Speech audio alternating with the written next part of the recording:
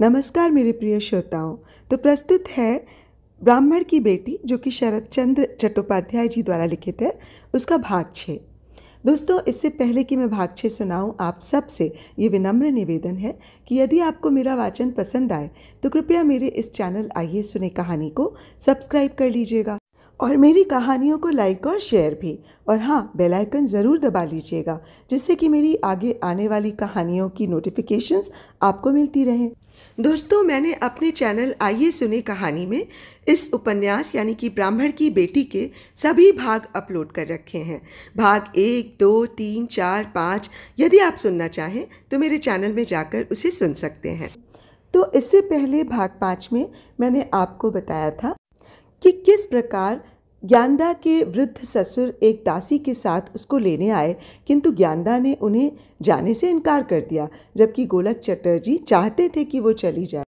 और किस तरह उन्होंने एक 14-15 वर्ष की लड़की की आयु के साथ विवाह करना स्वीकार कर लिया था, और किस तरह वो संध्या के इनकार करने पर उससे बदला लेने पर आमादा हो गए थे, और किस तरह संध्या की दादी और जगद्धात्री की सास काली तारा जाति व्यवस्था की आलोचना करती है और जगद्धात्री को अरुण जैसा वर न स्वीकार करने पर उलाहने देती है। अब आगे। जाड़े का मौसम होने से पहर रात बीतते ही गांव में सन्नाटा छा गया था। ज्ञानदा अपने कमरे में टिमटिमाते दिए की रोशनी में ज़मीन पर बैठी हुई थी। ज्ञानदा के साथ बैठी रासमणी अपना हाथ हिलाकर ज्ञानदा को समझा बुझा रही थी। बेटी, मेरा कहना मान, दवा पी ले, न पीने की हठ मत कर। दवा पीने से तू फिर पहले जैसी बन जाएगी, किसी को भनक तक ना पड़ेगी। ज्ञानदा आंसू बहाती रूंधे कंठ से बोली, जी तुम भी अजीब हो। एक पाप के बाद दूसरा पाप करने को कह रही हो। इससे तो मुझे नरक में भी स्थान नहीं मिलेगा। तो क्या इतने उज्जवल कुल को कलंकित करने पर तुम्हें स्वर्ग लाभ होगा? तुम्हें अब वही करना होगा जिसमें चटर्जी महाशय की और तेरी भलाई है। क्या तुम अपनी हठ धर्मिता का परिणाम जानती हो? लोग तुम्हें उल्टा कहकर तुम पर तो थू थू करेंगे ही। चटर्जी की प्रतिष्ठा और मान मर्यादा भी मिट्टी में मिल जाएगी। ज्ञानदा हाथ जोड़कर बोली, ये दवा मैं बिल्कुल नहीं खाऊंगी। मुझे लगता है कि तुम लोग मुझे विष देकर मुझसे छुटकारा पाने का विचार बना चुके हो। रासमणी चिढ़ाने के स्वर में बोली, अच्छा, तो अब ये पता लगा कि जीवन के प्रति मोह के कारण दवा नहीं खाती। जब यही सत्य है तो फिर धर्म की दुहाई क्यों दे रही हो? ज्ञानदा बोली, तुम लोग मुझे विषपान के लिए क्यों विवश कर रहे हो? क्या तुम जैसे निर्लज्ज कहीं विष से मरते हैं? धूर्त रासमणी फिर पल भर में पासा पलटकर कोमल मधुर स्वर में बोली, तुम्हारा दिमाग खराब हो गया लगता है। तुम्हें विष देकर क्या हमें जेल में सड़ना है? रासो ब्राह्मणी तेरे प्राण लेगी, ऐसा तूने सोच भी कैसे लिया? मैं तो तेरे भले के लिए तेरे पेट में पल रहे तेरे दुश्मन को निकाल बाहर फेंकने को कह रही थी। उसके बाद तो फिर से पवित्र जीवन जी या जीवन के सुख भोग, ये सब तुम्हारे ऊपर है। चाहे तो तीर्थ में जाकर व्रत उपवास से जीवन सफल कर। इस बात का पता किसी को लगना ही नहीं है। सिर झुकाकर बैठी ज्ञानदा कुछ नहीं बोली। रासमणी ने साहस कर पूछा, क्यों बहन, दवाई लाऊं? सिर झुकाए ज्ञानदा बोली, मैंने दवा बिल्कुल नहीं लेनी है, क्योंकि मुझे पूरा यकीन है कि दवा पी लेने पर मेरा अंत निश्चित है। रासमणी उत्तेजित हो उठी और बोली, ज्ञानदा, तेरा ये हट तो संसार की सब स्त्रियों से एकदम न्यारा है। यदि दवा नहीं लेती तो फिर यहाँ से चलती बन। यदि पुरुष से एक गलती हो भी गई तो स्त्री को ऐसी हठ धर्मिता शोभा नहीं देती। जो होना था वो तो हो चुका। यदि तू गर्भपात नहीं कराना चाहती तो 50 रुपए लेकर काशी वृंदावन जैसे किसी तीर्थ पर चली जा। तेरे चले जाने पर उन पर तो कोई उंगली नहीं उठाएगा। फिर रुपए भी तो थोड़े नहीं हैं, इतनी बड़ी राशि है कि क्या कहना। ज्ञानदा बोली, दादी, मुझे रुपयों का कोई लालच नहीं। रुपयों का मुझे करना भी क्या है? तुम तीर्थ जाने की बात कहती हो तो मेरा कहीं किसी से कोई परिचय ही नहीं है। जाऊं भी तो किसके पास जाऊं? ज्ञानदा, ये तो तुम्हारा हम लोगों को परेशान करने का एक झूठा बहाना हुआ। तीर्थों पर जाने के लिए क्या किसी जान पहचान की आवश्यकता होती है?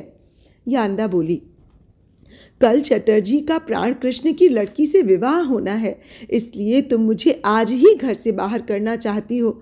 मैं दूध पीती बच्ची नहीं हूँ, तुम्हारी चाल को भली प्रकार जानती हूँ। ये कहती हुई वो बिलखने लगी और हाथ जोड़कर भगवान से विनती करते हुए कहने लगी, प्रभु, तुमने इतने लोगों को अपने यहाँ आश्रय दिया है, किंतु मेरे लिए तुम्हारे द्वार क्यों बंद है?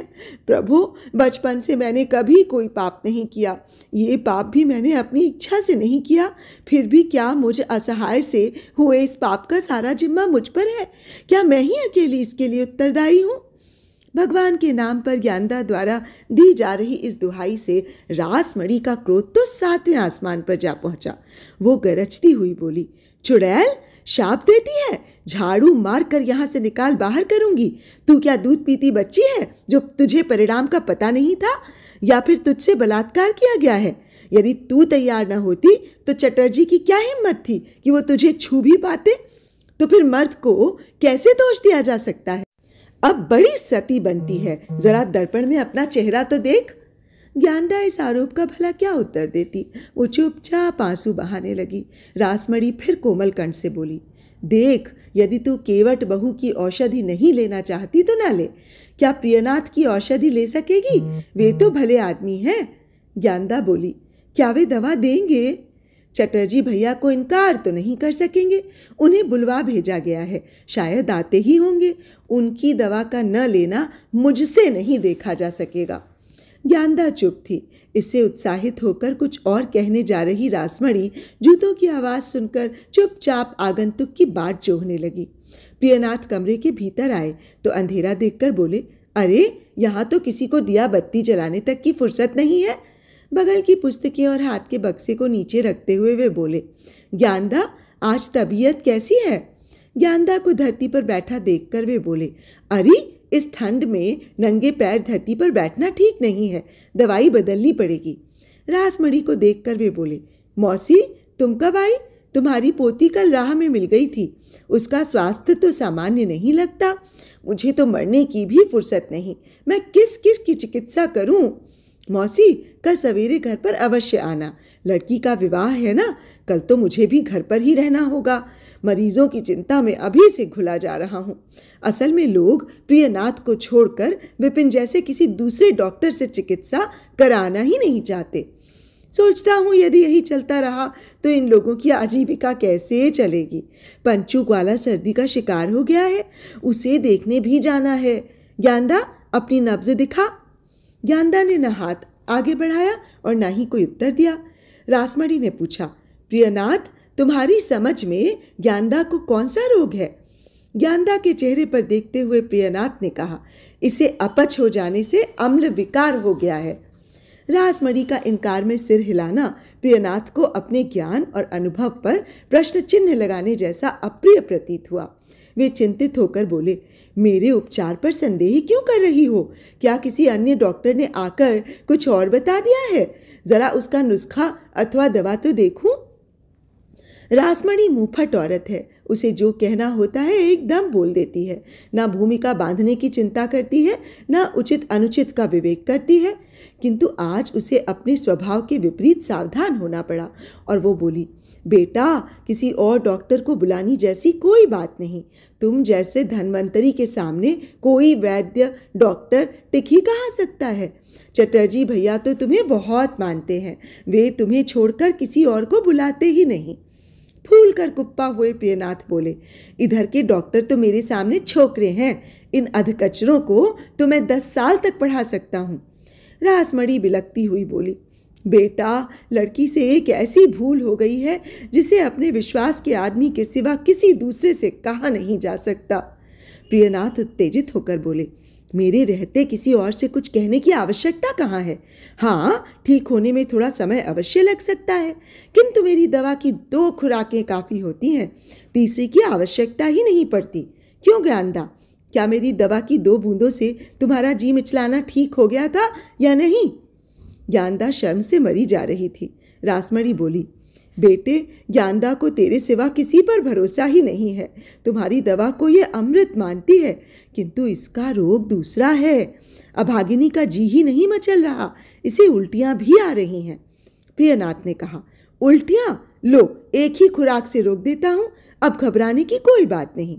माथा पीटती हुई रासमणी बोली, प्रियनाथ, क्या तुम मंद बुद्धि हो जो किसी संकेत को समझते ही नहीं हो? अरे ये कुछ गलती कर बैठी है, ऐसी दवाई दो जिससे कलंक लगने से बच जाए। डॉक्टर के चेहरे को देखकर रासमणी को स्पष्ट हो गया कि अभी तक ठीक से इस मंद बुद्धि की समझ में कुछ नहीं आया। सारी बात साफ बताने के लिए वो प्रियनाथ को एक कोने में ले गई और धीरे धीरे उसके बारे में जो कुछ कहा उसे सुनते ही वो बिदक उठा। मौसी खुशामद करती हुई बोली, बेटे, ऐसी कोई कारगर दवा दो जिससे गोलक चटर्जी के उज्जवल चरित्र पर कलंक न लग सके। अरे, समाज के शिरोमणि और धर्मावतार गोलक चटर्जी की रक्षा करना क्या हमारा तुम्हारा धर्म और कर्तव्य नहीं है? प्रियनाथ परेशान होकर बोला, मौसी, ये मुझसे नहीं होगा, तुम किसी दूसरे डॉक्टर को बुला लो। ये सुनकर चकित हुई रासमणी बोली, प्रियनाथ, ये तुम क्या कह रहे हो? क्या ये बात दूसरे किसी से कही जा सकती है? तुम अपने आदमी हो, ब्राह्मण हो, अपने धंधे के धनवंतरी हो, तुम्ही को उद्धार करना है। प्रियनाथ के मुंह खोलने से पहले ही चुपके से दरवाज़ा खोलकर गोलक कमरे में आ पहुंचे और विनम्र स्वर में बोले, ये लड़की दूसरों की दवा को विष मानती है, अब तुम्हारा ही सहारा है, तुम्ही को इसका उद्धार करना है। प्रियनाथ बोला, आप लोग किसी और डॉक्टर को बुला लीजिए, मैं जोखिम के काम नहीं करता, मुझे इस प्रकार के रोगों की और उनके उपचार की जानकारी नहीं है। ये कहकर प्रियनाथ अपना बक्सा उठाकर चलने लगा। गोलक ने प्रियनाथ को पकड़कर रोने जैसी आवाज में कहा, प्रियनाथ, ये बूढ़ा तेरे आगे हाथ जोड़कर अपने सम्मान को बचाने की विनती करता है। यदि मैं जानता कि तुम मेरी बात को नहीं रखोगे तो मैं तुम्हें बुलाता ही नहीं। अब तो मेरा मान सम्मान सब तुम्हारे हाथ में है। अपना हाथ छुड़ाकर प्रियनाथ बोले, आप मेरे लिए आदरणीय हैं, किंतु फिर भी मैं जीव हत्या नहीं कर सकता। मेरी वैद्य की मुझे इसकी अनुमति नहीं देती। मैं परलोक में इसके लिए क्या उत्तर दूंगा? नहीं, ये मुझसे नहीं होगा। दरवाजे के पास खिसक गए गोलक पलक झपकते ही दीन से दानव बन गए। एक क्षण पहले गिड़गिड़ाने वाले चटर्जी अब गरजने लगे, इतनी रात गए तुम एक सम्मानित व्यक्ति के घर में किस लिए घुसे हो? मैं तुम्हें जेल भिजवाऊंगा। प्रियनाथ पहले तो घबरा गए, फिर संभल कर बोले, वाह, बुलाकर पूछते हो कि किस लिए आया हूँ? डॉक्टर के साथ ऐसा मजाक अच्छा नहीं होता। गोलक चिल्लाकर बोले, हरामजादे, पाजी, तुझे डॉक्टरी कहाँ से आती है और तुझे इलाज के लिए कौन बुलाता है? लुच्चे लफंगे, तू तो चोरों की तरह पिछवाड़े के दरवाजे से घुसा है। रिश्ते का ख्याल न होता तो तुझे यहीं धरती में गाड़ देता। प्रियनाथ सकपकाकर मौन हो गए।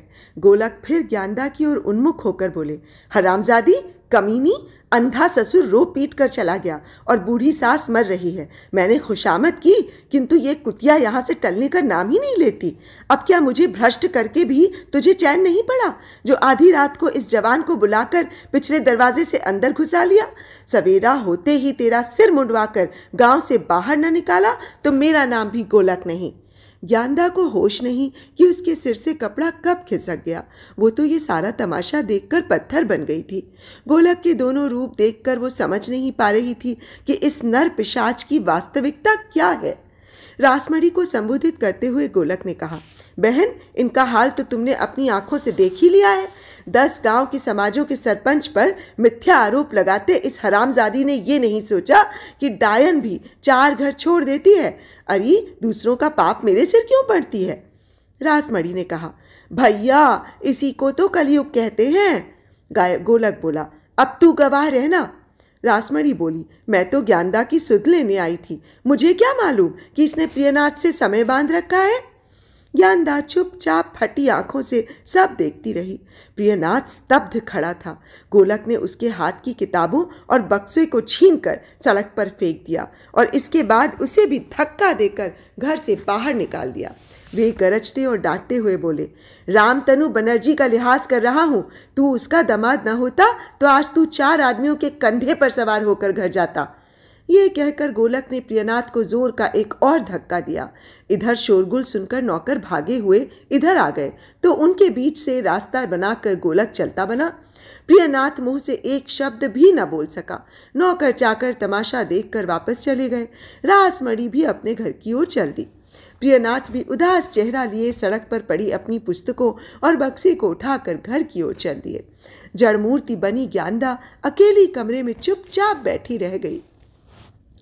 अगहन महीने में आज के दिन बहुत समय तक विवाह का शुभ मुहूर्त न निकलने के कारण आज दिन भर चारों ओर शहनाई का मधुर नाद कानों में पड़कर आनंदित कर रहा है। लगता है कि इस छोटे से गांव के 4-5 घरों में विवाह का प्रयोजन है। संध्या का विवाह भी आज ही हो रहा है। अरुण अपनी जन्मभूमि और अपने मकान को छोड़ने के इरादे को अमल में नहीं ला सका और पहले की तरह ही वो अपने काम धंधे पर भी जाने लगा। उसके बाहरी जीवन में किसी प्रकार के परिवर्तन के न दिखने पर भी उसकी मानसिकता अवश्य बदल गई। अब उसे अपने देश के प्रति किसी प्रकार का कोई लगाव नहीं रहा। वो लोक कल्याण के सभी कार्यों से अपना नाता तोड़ चुका है। वो गांव का उपेक्षित व्यक्ति समझा जाता है। इसीलिए इतने घरों में हो रहे विवाह उत्सव पर उसे कहीं से कोई निमंत्रण नहीं मिला। ऐसा लगता है उसे समाज से बहिष्कृत मानकर सभी ने उसके लिए अपने दरवाजे बंद कर दिए हैं। वो अपने 2 मंजिले मकान के अध्ययन कक्ष में बैठा है। जाड़े का मौसम है, शाम का समय है और ठंडी हवा चल रही है, किंतु फिर भी उसने अपने मकान के द्वार नहीं बंद किए। साफ आसमान पर चमकते चंद्रमा की चांदनी कमरे में झांकती प्रतीत हो रही है। मकान के आंगन में उगे नारियल के पेड़ों और पत्तों पर छिटकी चांदनी बड़ी प्यारी लग रही है। अरुण इस दृश्य की मनोरमा में खोया न जाने क्या सोच रहा है। उसने भोजन के लिए पूछने आए रसोइये को भूख नहीं कहकर लौटा दिया। सामने दीवार पर पड़ी घड़ी ने 11 बजने और सोने का समय होने का संकेत दिया, किंतु सोने की इच्छा न होने पर वो अविचलित भाव से वहीं स्थिर बैठा रहा। इसी समय अचानक किसी के द्वारा द्वार थपथपाए जाने की आवाज़ सुनी तो उसे आश्चर्य हुआ, क्योंकि इस प्रकार के छोटे गांव में इतनी देर होने पर कोई किसी के यहाँ आता जाता नहीं। उसकी इच्छा तो कौन है पूछने को हुई, किंतु उत्साह नहीं बन सका। अरुण को अधिक समय तक प्रतीक्षा नहीं करनी पड़ी। रेशमी साड़ी की तेज होती खस खस की आवाज़ उसके समीप आ पहुंची और इसके साथ ही कोई महिला उसके पैरों से लिपट गई। अरुण ने घबराकर उठकर खड़े होते हुए चांदनी में महिला के रंगीन रेशमी वस्त्र देखे तो साड़ी में लिपटी महिला को पहचानने में उसे देर नहीं लगी। अरुण इस प्रकार घबरा गया कि उसके चेहरे का रंग उड़ गया और दिल की धड़कन बहुत अधिक बढ़ गई। लगभग आधी रात में अपने सूने घर में किसी सजी धजी रूपवती युवती के आने पर उसे सूझ नहीं रहा था कि उसे क्या करना चाहिए अथवा क्या नहीं करना चाहिए। अरुण के कुछ सोचने से पहले ही उस सुंदर युवती के फूट फूट कर रोने के कारण उसका मन एक साथ व्यथित और चिंतित हो उठा। वो परेशान था कि ये सब क्या है। 2-3 मिनटों तक स्तब्ध खड़ा रहने के बाद अरुण संभला और उसने पूछा, संध्या, मामला क्या है? अरुण से अपनी बात कहने के लिए संध्या ने सिर ऊपर उठाया तो उसके रूप सौंदर्य को द्विगुणित कर रहे उसके रेशमी वस्त्र और आभूषण चांदनी में चमक उठे। अरुण ने अपने जीवन में सौंदर्य की ऐसी अनोखी छटा कभी नहीं देखी थी, इसलिए उसका मुग्ध होना स्वाभाविक था। अरुण संध्या के ढलकते आंसुओं को देखकर विहल हो उठा और उसके चेहरे को देखता ही रह गया। संध्या बोली, मैं विवाह की वेदी से उठकर तुम्हें अपना जीवन साथी बनाने और वर के खाली पड़े आसन पर बिठाने के लिए स्वयं आमंत्रित करने आई हूँ। आज ये सब करते हुए मैं अपने आप को न भयभीत, लज्जित और न ही किसी प्रकार से अपमानित अनुभव कर रही हूँ। इस समय मुझे तुम्हारे सिवा कोई दूसरा व्यक्ति अपना सगा नहीं लगता। तुम्ही से अपने उद्धार की आशा लेकर आई हूँ, तुम मेरे साथ चलो। अरुण ने पूछा, कहाँ चलूँ? विवाह मंडप से उठ चुके वर के आसन पर बैठने के लिए मेरे साथ घर चलो। ये सुनकर दुखी और परेशान हुआ अरुण पूरे मामले को जानने के लिए उत्सुक हो उठा। अरुण को अनुमान तो हो गया कि किसी मामले पर झगड़ा हो जाने के कारण वर पक्ष वालों ने विवाह करने से इनकार कर दिया है। हिंदुओं में ऐसा होना असामान्य बात नहीं थी। शायद संध्या उसी खाली हुए आसन पर मुझे बिठाने की बात कर रही है, क्योंकि वर के बिना तो वधू का विवाह संपन्न नहीं हो सकता। तो दोस्तों, अभी आप सुन रहे थे शरत चंद्र चट्टोपाध्याय जी द्वारा लिखित उपन्यास ब्राह्मण की बेटी का भाग 6। दोस्तों, अब अंतिम भाग जो कि भाग 7 होगा वो मैं आपको कल सुनाऊंगी। और तब तक के लिए मुझे इजाज़त दीजिए। आपका स्नेह और आपका समय देने के लिए आप सबका बहुत बहुत धन्यवाद। एक और विनती है कि यदि आप चाहें तो मुझे प्लीज़ कमेंट करके बताइएगा कि मेरा वाचन आपको कैसा लगा। आपके कमेंट्स की सहायता से मैं अपने वाचन में आई त्रुटियों में सुधार का प्रयत्न करूंगी। तो अब मुझे आज्ञा दीजिए। नमस्कार।